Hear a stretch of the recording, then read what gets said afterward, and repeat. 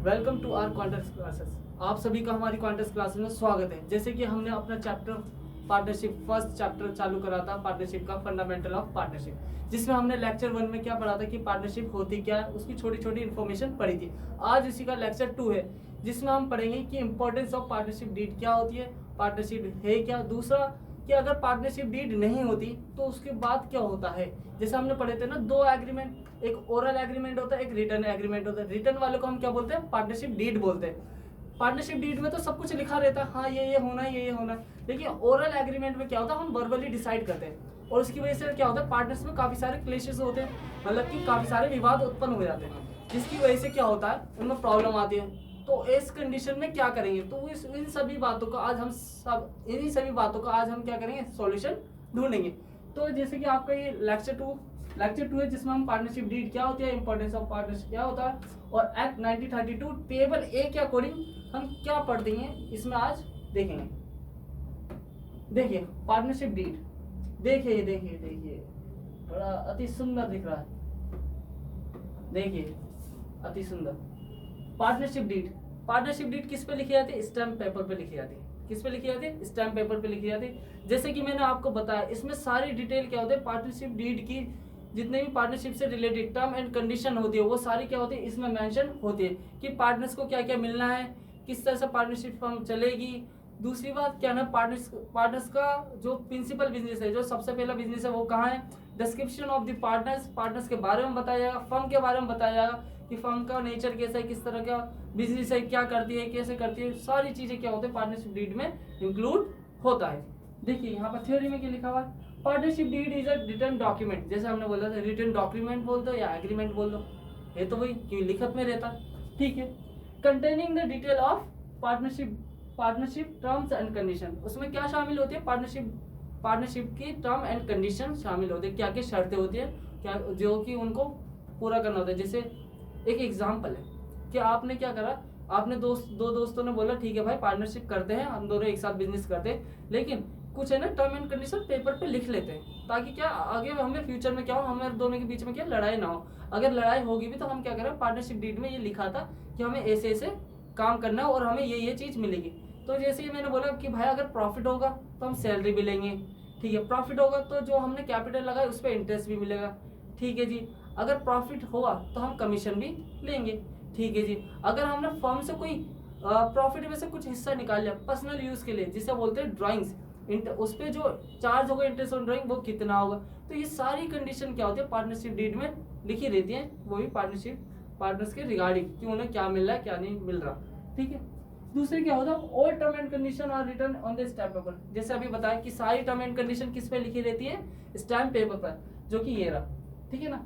Stamp paper पे लिखी रहती है, और जो इस पे रजिस्ट्रार, उसमें जो देखो यहाँ पे लिखा है stamp of the registrar of the firm. जो रजिस्ट्रार ऑफ द फर्म होते हैं, जहाँ पर रजिस्टर किया जाता है, उसकी स्टैम्प लगती है, किसके अकॉर्डिंग लगती है, as per the Indian stamp act 1899 के अकॉर्डिंग। किसके, as per the Indian stamp act 1899 के अकॉर्डिंग क्या होता है, उसमें स्टैंप लगाई जाती है, जैसे मोहर लगा दी, ठीक है जी। फिर वहां पर क्या होता है, सारे पार्टनर्स के साइन भी किए जाते हैं, हाँ जी ये पार्टनर्स है, इन्होंने अपना जो डॉक्यूमेंट है पार्टनरशिप डीड को अटैच किया अपने साइन से।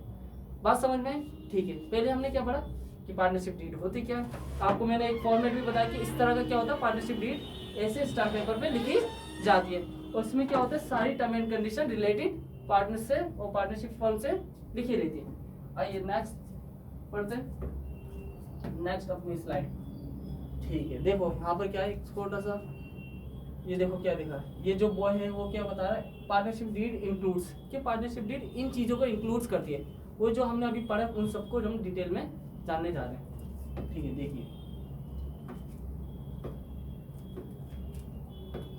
देखिए यहाँ पर पहला क्या लिखा, description of the partners. Description of the partners, कि पार्टनर के बारे में डिस्क्रिप्शन करना है, कि उनके बारे में बताओ, उसमें क्या नाम क्या है, कहाँ रहते हैं, एड्रेस वगैरह सब चीज़, ये रहा।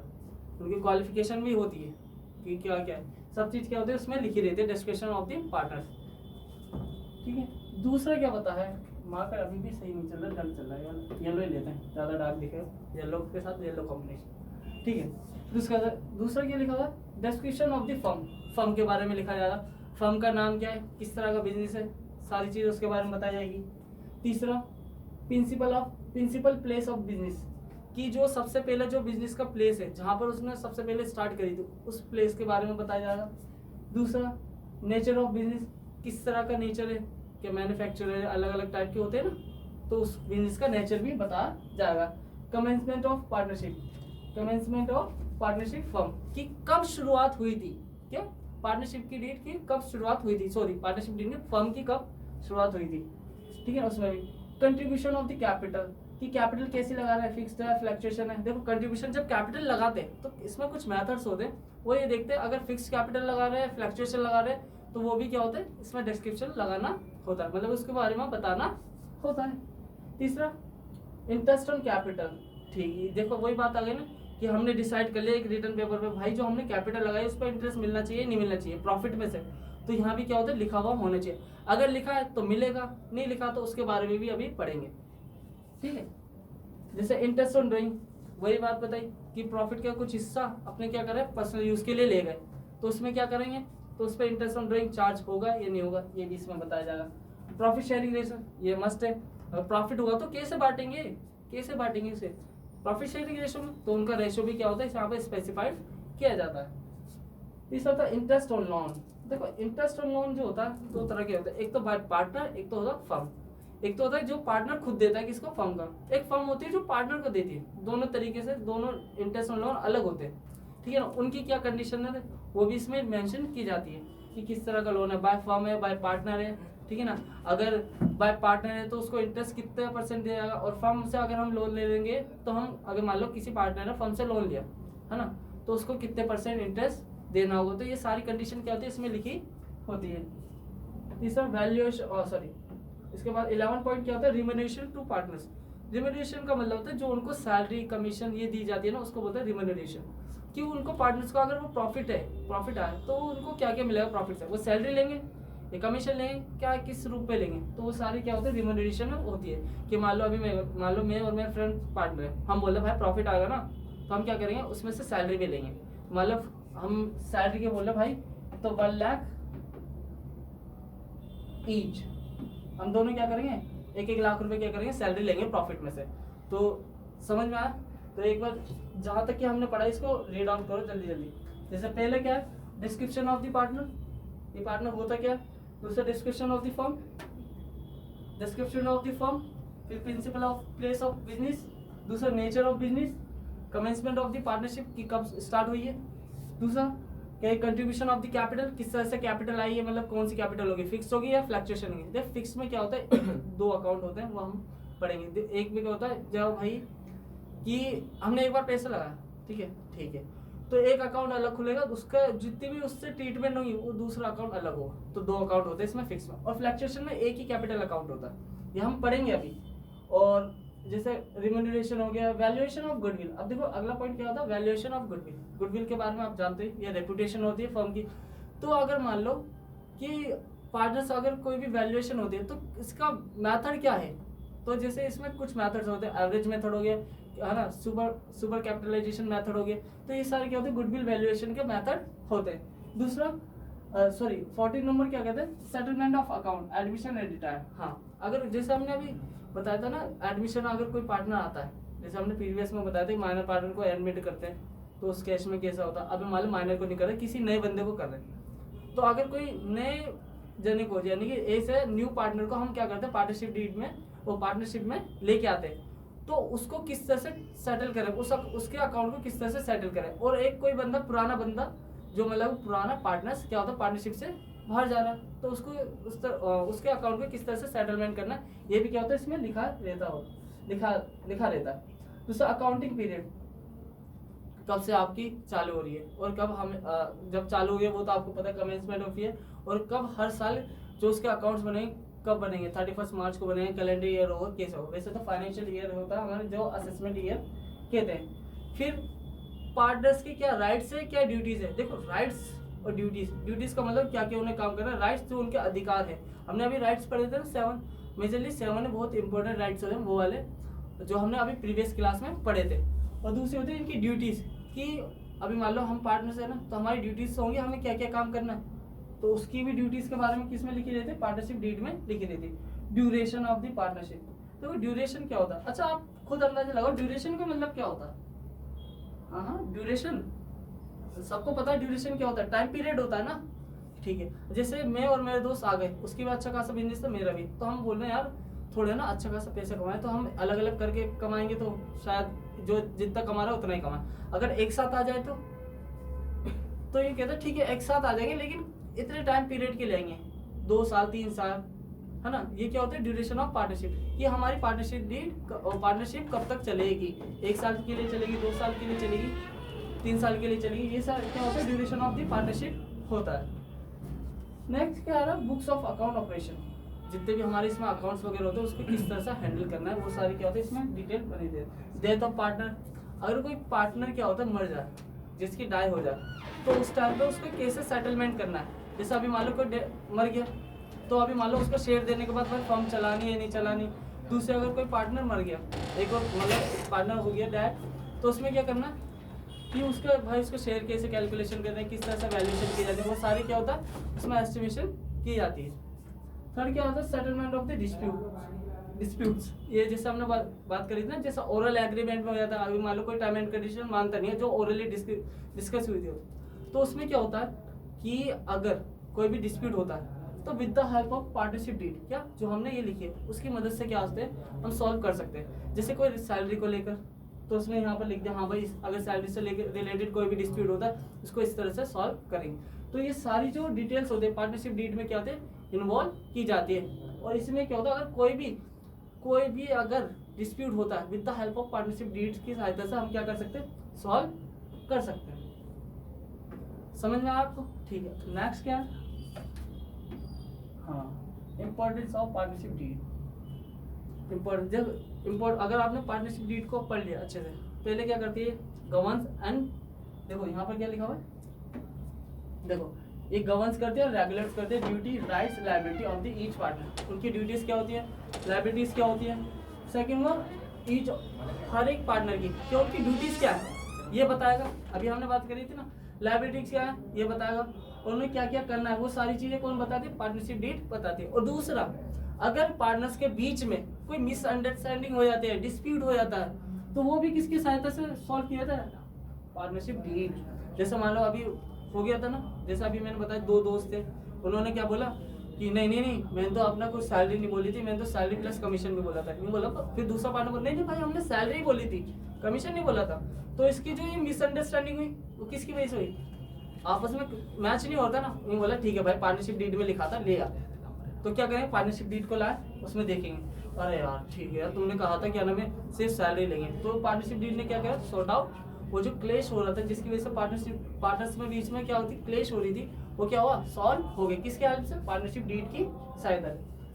सेकंड क्या, any dispute among the partners may be easily settled with the help of the partnership deed. Same बात लिखी हुई है। Partnership deed is consider as evidence in the court of law. क्या लिखा है देखिए यहाँ पर बड़ा इंपॉर्टेंट है, क्या लिखा है in the eyes of law. जो पार्टनरशिप डीड लिखी गई है पार्टनरशिप डीड लिखी गई है वो क्या है एक्सेप्टेबल हुई in the eyes of law. अगर कोई डिस्प्यूट होता पार्टनर नहीं मानता, ये बोलते सर ये डीड कोर्ट में जाकर सर ये डीड ये सब लिखा था ये नहीं मानना, मैं कह रहा हूँ सैलरी थी ये फिर भी नहीं मानना, तो देखो सर ये लिखा हुआ, तो एक्सेप्टेबल होगी नहीं होगी कि वहाँ पर दोनों की पार्टनर की दोनों की कंसेंट की वजह से क्या होता पार्टनरशिप डीड फॉर्म की गई थी। पता चला कि इंपॉर्टेंस क्या होती है। जैसा हमने पार्टनरशिप डीड में पढ़ लिया, लेकिन बस यहाँ पर क्या ओवरव्यू दे दिया कि ये पार्टनर्स की क्या क्या ड्यूटी और ड्यूटीज हो गए, राइट्स हो गए, लायबिलिटीज को क्या बताती है, उनको बताती है कि आपकी ये ड्यूटीज है ये लायबिलिटीज है और ये वर्क आपको करने हैं। दूसरा, कोई भी मिसअंडरस्टैंडिंग होती है तो किसकी हेल्प से सॉल्व किया जाता है? पार्टनरशिप डीड की हेल्प से। ठीक, समझ में आया? अब नेक्स्ट टॉपिक पे चलते हैं। नेक्स्ट टॉपिक इससे भी अच्छा है। देखो क्या कहता है, देखो ये क्या है, ये देखो यहाँ पर लड़की का जो चेहरा दिख रहा है, यहाँ पर ये देखो चेहरा दिख रहा है, ये सोच रही है यूँ करके, यूँ हो क्या रहे हैं कि पार्टनरशिप। अब मान लो कि हमने तो कोई बना ही नहीं, अभी मान लो पार्टनरशिप डीड ना हो तो क्या करेंगे भाई? दिक्कत है ना कि पार्टनरशिप डीड नहीं होगी तो क्या करें। अब ये सोची जा रही है अगर पार्टनरशिप डीड होने के कंपलसरी होगा क्या हमारे लिए होना जरूरी है, ये भी क्वेश्चन होता है। ठीक है जी, हमने क्या बोला था ओरल एग्रीमेंट भी क्या होता है एक्सेप्ट होता है।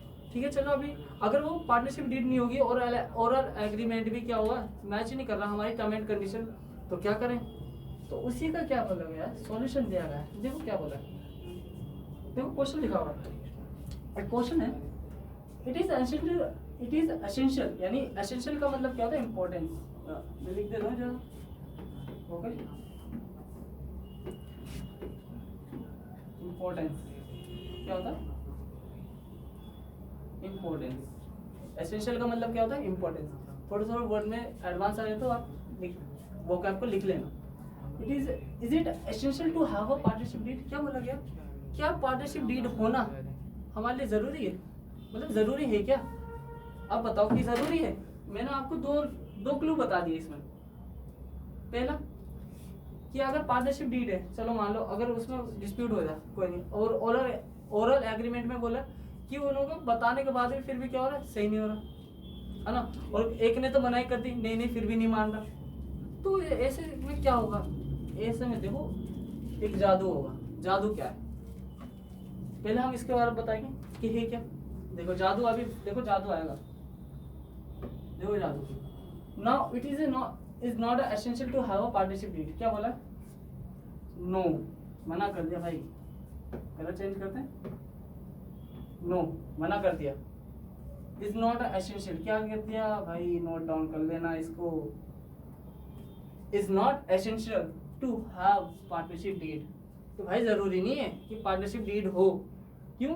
अगर पार्टनरशिप डीड नहीं है तो हम क्या करेंगे, इन केस, क्या बोलते हैं, in case partnership deed does not exist, मतलब कि उनके बीच में नहीं है, कोई एग्रीमेंट वगैरह नहीं है, तो क्या होगा, then provision of partnership, provision of Indian partnership act 1932, क्या 1932 विल बी अप्लाइड।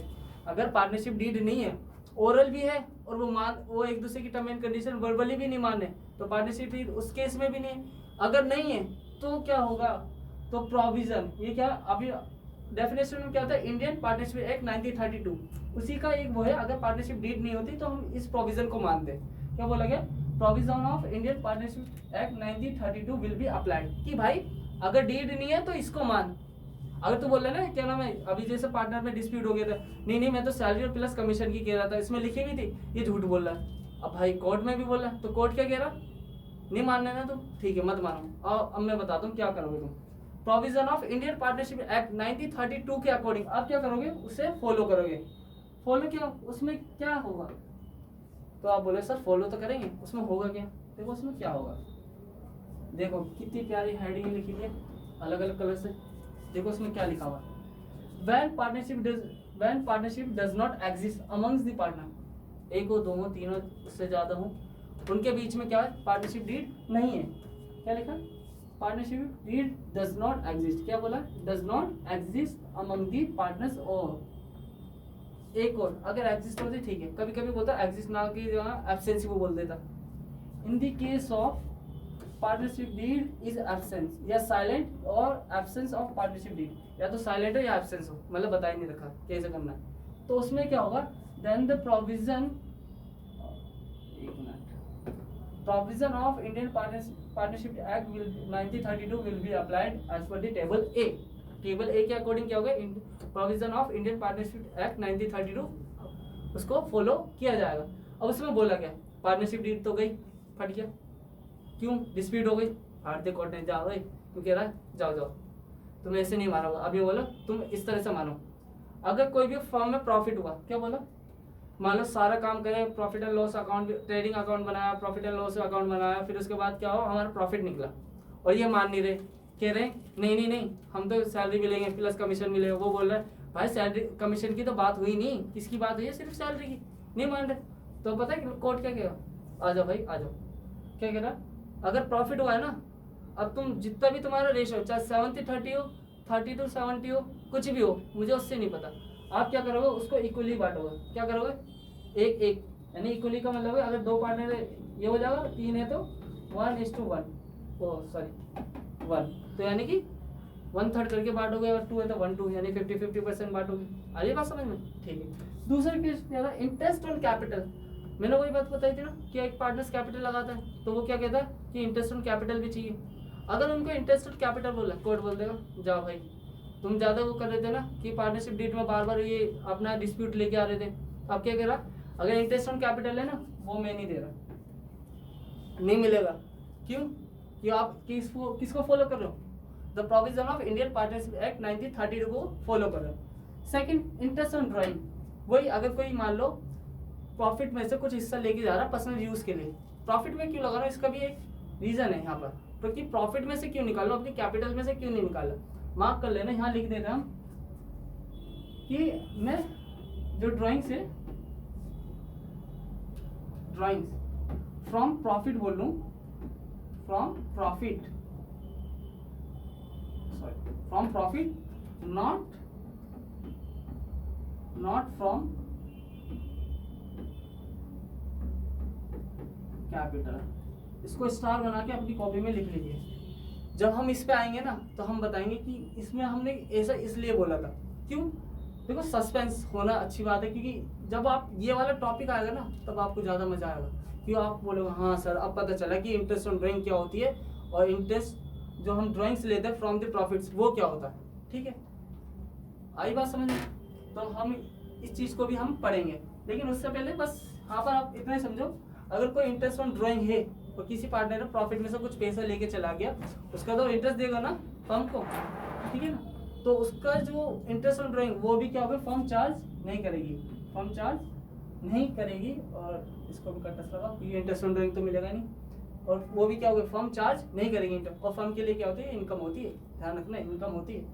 ठीक है, दूसरा interest on loan bye partners. हाँ मैंने क्या बोला, ये पार्टनर क्या कर रहा है, एक पार्टनर है जो फर्म को लोन दे रहा, सुन ले ध्यान से सुनना, यहाँ पर जो लोन दे रहा वो कौन दे रहा, देखो यहाँ पर जो लोन है वो कौन दे रहा, देखो ये रहा आपका फोर्थ टॉपिक है, interest on loan by partner to firm. Partner किसको दे रहा, फर्म को दे रहा। ठीक है, अगर पार्टनर अगर फर्म को लोन देता है, ठीक है, और उसमें मान लो कोई भी रेट लिखा हो, रेट मान लो 15% लिखा हुआ है, ठीक है ना, 16% लिखा हुआ है ना, 10% लिखा हुआ है, उससे कोई फर्क नहीं है। वो कहता है हमें फर्क नहीं पड़ता, क्यों, आप क्या फॉलो कर रहे हो, the provision of Indian partnership act 1932 को फॉलो कर रहे हो। किसको फॉलो कर रहे हो, 1932 को फॉलो कर रहे हो।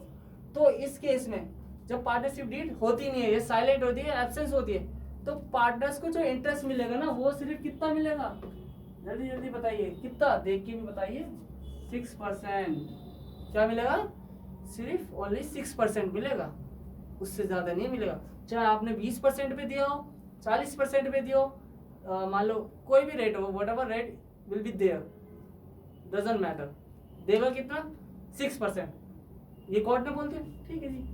आइए अब देखो अगला पॉइंट क्या कहता है, अब एक क्या है, एक पार्टनर दे रहा है ना, अब क्या बोले कि फर्म किसको दे रही है, पार्टनर्स को दे रही है। किसको दे रही है, जो फर्म जो दे रही है, जो फर्म जो लोन दे रही है किसको दे रही है, पार्टनर्स को दे रही है। इस केस में क्या होगा, सोचिए थोड़ा, देखो कॉन्सेप्ट सारे क्लियर होंगे, थोड़ा आप भी अपने, जैसे हम बोलते हैं ना, अगर सबकॉन्शियस माइंड होता है, अगर हम थोड़ा इस पर प्रेशर डालें तो इससे क्या होगा, हमारा माइंड ज़्यादा चलेगा। कोई नहीं, अब समझते आओ, देखिए क्या है, इंटरेस्ट ऑन लोन क्या दे रहा है, कौन, देखो यहाँ पे बोला भी बाय फर्म टू पार्टनर्स, मत लिखा ना, ये एरर है, एरर क्या, वो टाइपिंग, ठीक है, टू पार्टनर्स, क्या दे, पार्टनर्स को लोन दे रही, कौन दे रहा, फर्म। अरे भैया अभी मान लो फर्म ने लोन दिया तो फर्म कह रही है, मान लो फर्म तो पार्टनर से बनती है ना, पार्टनर और फर्म में अलग अलग होते हैं, क्यों अलग होते हैं, ये मैंने बताया था, nature of accounting, nature of partnership में। अगर नहीं पढ़ा तो आप उस वीडियो को जाके देखिए, क्या नेचर ऑफ पार्टनरशिप होते क्या, क्यों हम अकाउंटिंग के पॉइंट ऑफ व्यू से कैसे मानते हैं पार्टनरशिप को, और लीगल के तौर पे कैसे मानते हैं पार्टनरशिप को, ठीक है ना। नहीं देखा तो आप उस वीडियो को जरूर देखिए, उसमें बस बेसिकली ये क्या है, अगर हम अकाउंटिंग के पॉइंट ऑफ व्यू से करते हैं तो ओनर यानी पार्टनरशिप और पार्टनर्स दोनों अलग है, लेकिन लीगली एस्पेक्ट के अकॉर्डिंग वो क्या है, दोनों एक है। इस वजह से ही क्या कहा गया, और वो देखो यहाँ पर क्या बोला गया, जो पार्टनर्स, जो अब क्या कह रहे हैं कि जो फर्म है, देखो ये फर्म है, क्या कह रहा, ये फर्म है, ये फर्म है, किसको लोन दे रही है, पार्टनर्स को, ठीक है जी। ये जो लोन बदले में ये क्या देंगे फर्म को, इंटरेस्ट देंगे नहीं देंगे, इंटरेस्ट ऑन लोन देंगे नहीं देंगे, कि फर्म से लोन लिया है भाई, लोन हम किसी से भी लें तो इंटरेस्ट देना ही पड़ता है ना, बिना ब्याज के होगा क्या, सामने वाला पैसे ही नहीं देगा। ठीक है, तो अब देखो सामने क्या कह रहा, अब लेकिन देखो ऊपर वाले में क्या है, अगर पार्टनर्स क्या करता फर्म को देता तो उसको चाहे रेट कुछ भी हो उसको तो देगी फर्म, कितना 6%। लेकिन अगर फर्म पार्टनर्स को दे दे तो क्या फर्म को इंटरेस्ट मिलेगा भाई? कोर्ट ने बोला जो हमारा इंडियन प्रोविजन एक्ट 1932 बोलता है टाटा बाय बाय, कि टाटा बाय बाय नहीं मिलेगा। क्या कह दिया? नहीं मिलेगा भाई, भूल जाओ फर्म जी, भूल जाओ। आपने कुछ भी दिया हो अमाउंट, चाहे 2 लाख का हो 3 करोड़ का दियो, किसी का भी दियो पार्टनर्स को, लेकिन इंटरेस्ट ऑन लोन नहीं मिलेगा। अब देखो रिम्यूनरेशन, रिम्यूनरेशन होता क्या बेसिकली आपको मैं बताऊं, रिम्यूनरेशन क्या होता है, partners salary, partners salary, salaries हो गया, और कमीशन, यही तो होता है, उन्हें यही तो मिलता है कि उनको काम करने के बदले क्या मिलेगा, या तो उनको सैलरी मिल जाएगी, कमीशन मिलेगा, दोनों मिल जाएगा। अब ये बोल रहा है भाई तू अभी वही वाला एग्जांपल आ जाओ कि दोस्त क्या बोल रहा था, नहीं सैलरी, दूसरा वाला कह रहा नहीं सैलरी प्लस कमीशन दोनों ही मिल रहे थे, यही तो बात थी। ये तो उन दोनों के बीच में क्या था, विवाद का पॉइंट तो था, और क्या आप अप्लाई कर रहे हैं दोबारा। देखो रिकॉल इस वजह से कर रहा हूँ ताकि को याद हो जाए कि provision of Indian partnership act क्या होता है, विल बी अप्लाइड, अगर वो अप्लाइड होगा तो क्या क्या नहीं दिया जाएगा, क्या क्या दिया जाएगा।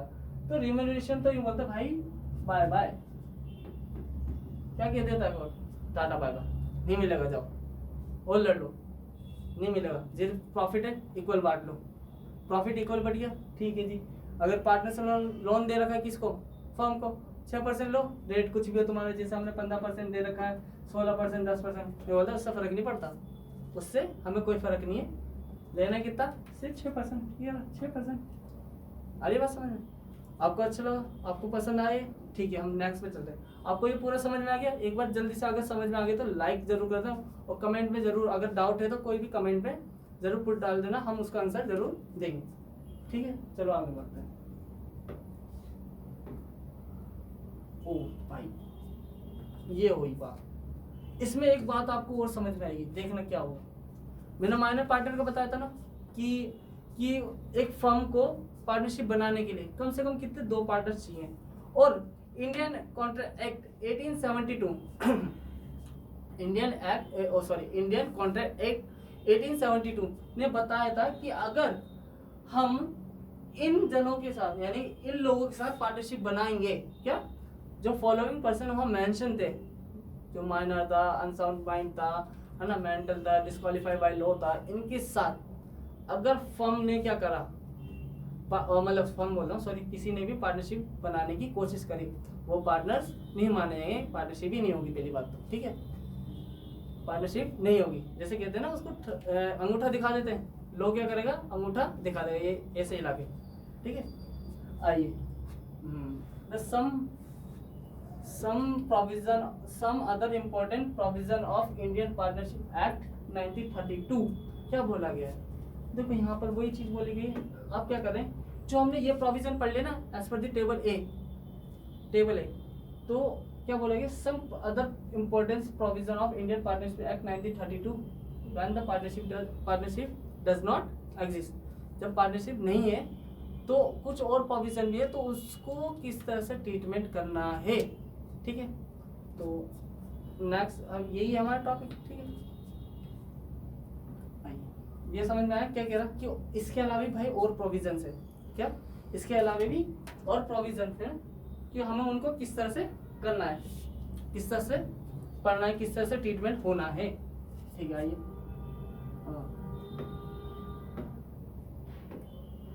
ये देखो, ये भैया कूदते आ रहे हैं, देखो कैसे कूद के आए, दो बार तो रिपीट नहीं कर रहे, बस यही है, कूद के आ गए, देखो ये आ गई स्लाइड।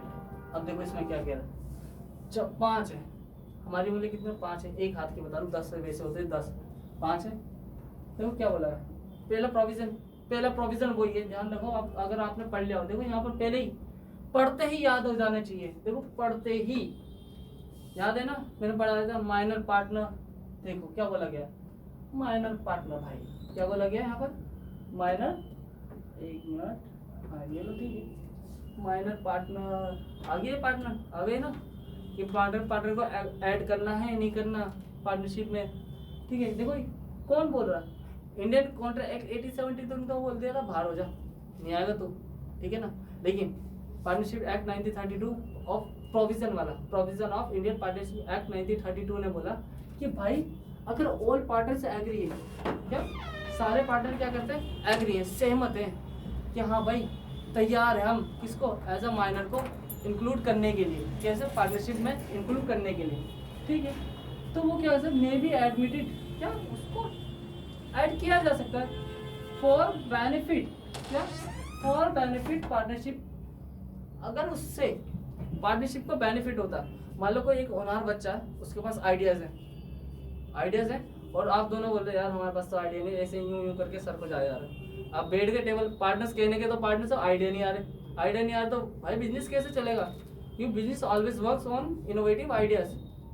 अरे बात समझ में, अगर ये नहीं आ गए तो क्या, अब भाई बैठ गए कुर्सी लगा ली, समोसा वगैरह खा रहे, आइडिया नहीं आ रहे, 200-250-300 रुपये का खर्चा हो रहा है।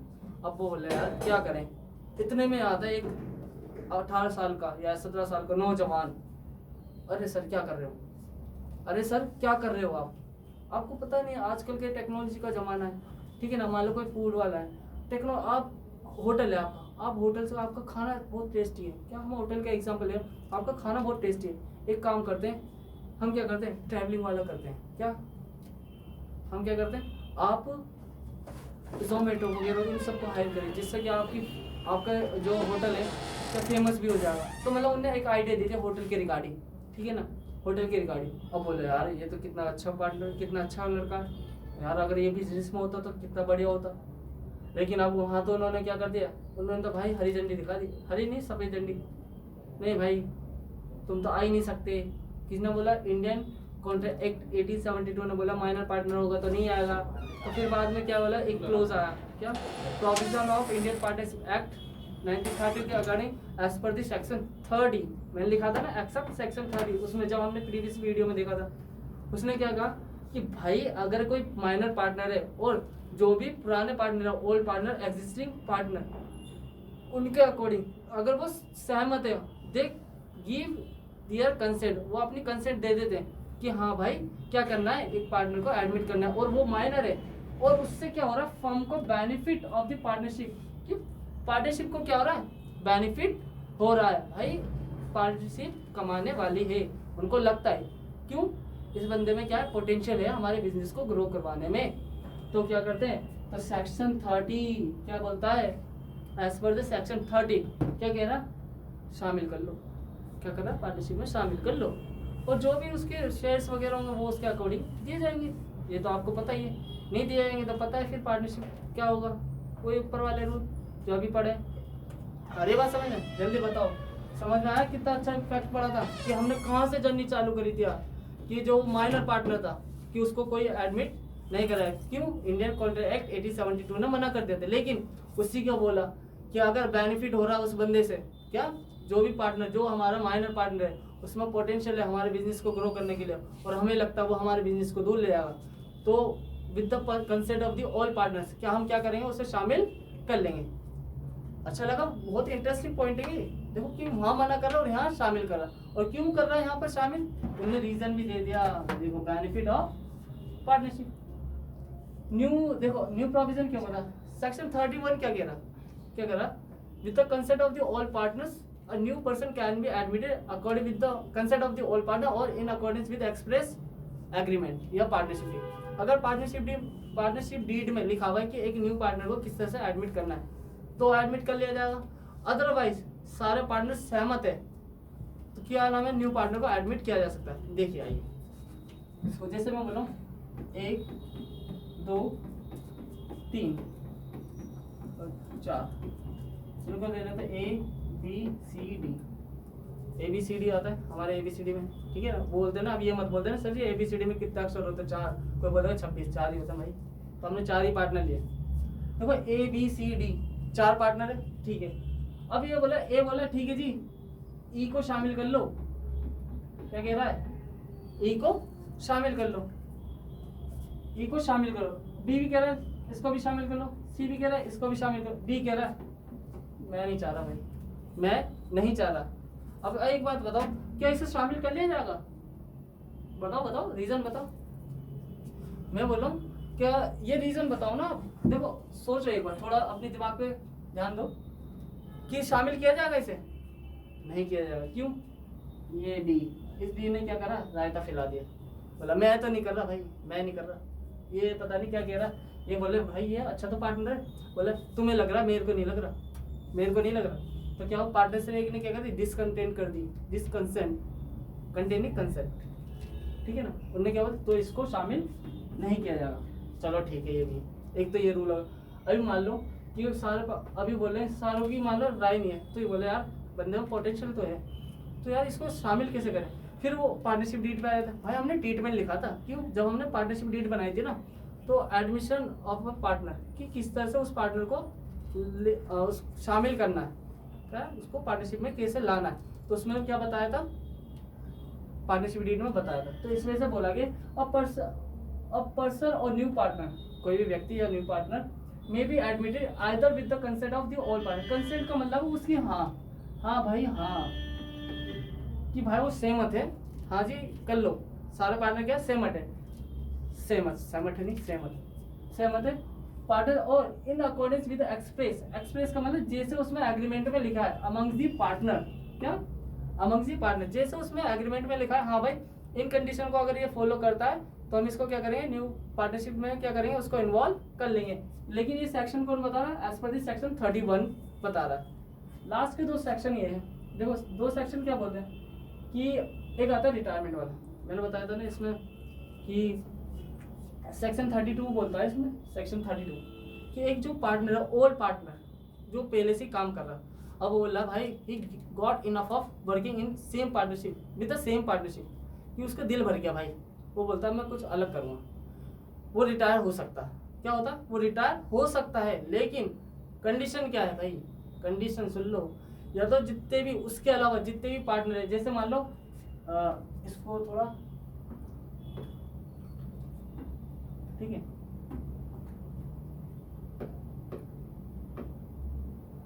एक मिनट देखो डी है, इसको भी जरा थोड़ा नेगेटिव इम्पैक्ट हो जाएगा तो अलग करते हैं, ठीक है। पांचों पार्टनर है, चलो पांचों पार्टनर है, ठीक है पार्टनर है। ये आगे ई कह रहा भाई मैं रिटायर होना चाहता हूँ, रिटायर होना चाहता हूँ, मेरा मन भर गया, मैं नहीं करना चाह रहा काम। बोले रीज़न क्या है भाई, बोला नहीं भाई दोस्ती बनी रहेगी, लेकिन मेरा मन भर गया, मैं चाहता हूँ कुछ अलग करूँ। रीज़न कुछ भी होता है ना, ठीक है। अब ए बी सी डी क्या कहते हैं, अगर इन्होंने बोल दी, क्या दे दी, हाँ भाई हाँ, अपनी हाँ दे दी, मतलब कि कंसेंट, क्या दे दी, कंसेंट। कंसेंट का मतलब क्या था, मंजूरी, हाँ ठीक है ना, जिसको मंजूरी नहीं समझना था वो हाँ ही समझ लो, हाँ कि हाँ भाई ठीक है जाओ हो जाओ, तब हो जाएगा वो रिटायर, ठीक है जी बाय बाय टाटा, लेकिन दोस्ती बनी रहेगी, ईद पे भी हम क्या करेंगे, सिमैया खाने आएंगे।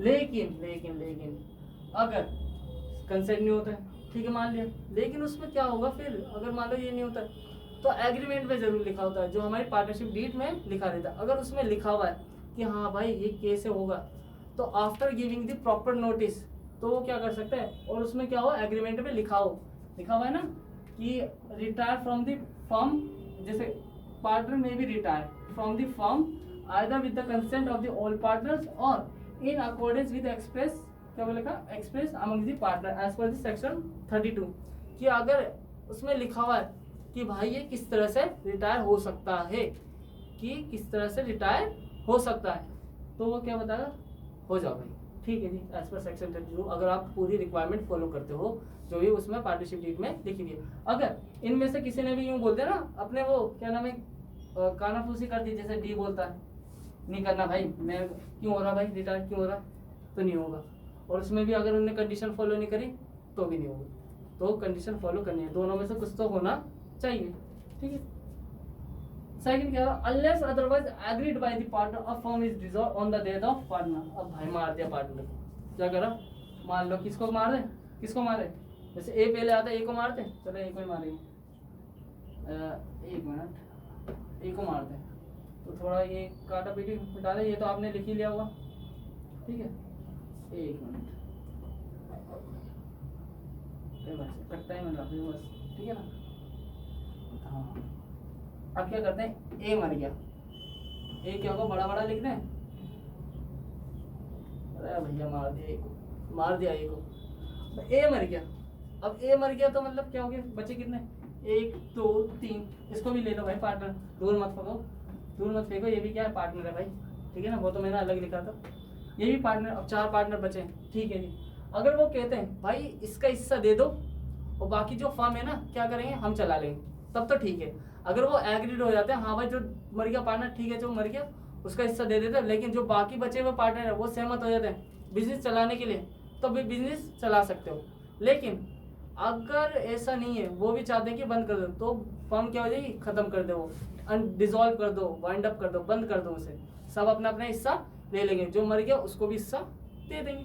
तो यही तो बोला कि अनलेस अदरवाइज एग्रीड, या तो देखो, या तो अगर सहमत हो ठीक है, अदरवाइज नहीं तो क्या होगा, डिसॉल्व क्या होगी, फर्म क्या हो जाएगी, फर्म ये लिखा हुआ है ना, firm dissolve on the death of partners as per the section 35 बता रहा है।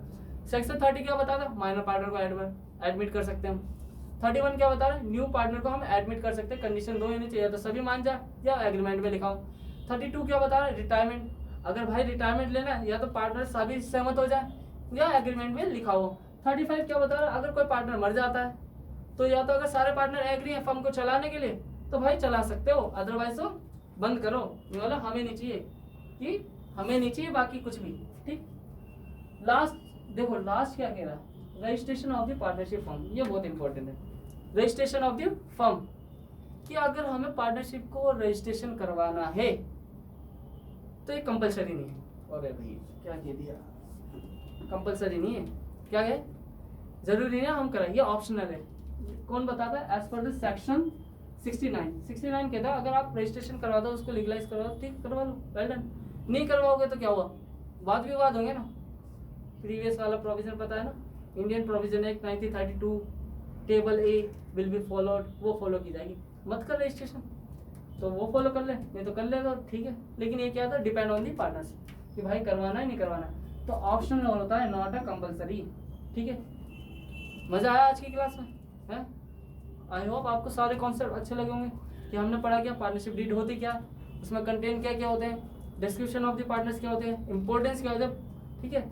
फिर उसके बाद हमने क्या पढ़ा, Indian Provision Act 1932 table A, according to table A, कि अगर पार्टनर्स के बीच में पार्टनरशिप डीड नहीं होती, साइलेंट होता है, एब्सेंस होती है, तो क्या फॉलो किया है। फिर उसके बाद कुछ और सेक्शन आते हैं, वो भी कौन देता है, इन provision of Indian partnership act 1932, ये जो हमने आज पढ़े हैं। आपको यहाँ तक का लेक्चर आपको अच्छा लगा तो हमारे चैनल पे क्या करिए, लाइक करिए, लाइक करने के बाद सब्सक्राइब भी करिए, और अगर कोई डाउट आता है तो आप क्या कर सकते हो, कमेंट उसमें लीव कर सकते हो, कि उसमें छोड़ देना, जो आपको हाईलाइट कर देना, तो हम आपको उसका आंसर जरूर देंगे। तो आज के लिए बस इतना ही, thank you so much for keep your supporting. और जहाँ भी आपको लगे ना, जो भी जिसको भी नीड है इस वीडियो की, फैला दो आपकी तरह, ये नहीं क्या नाम है आप अपना बेनिफिट करो, हर जगह फैलाओ, हर जगह। तो आज के लिए बस इतनी, जय श्री राधे।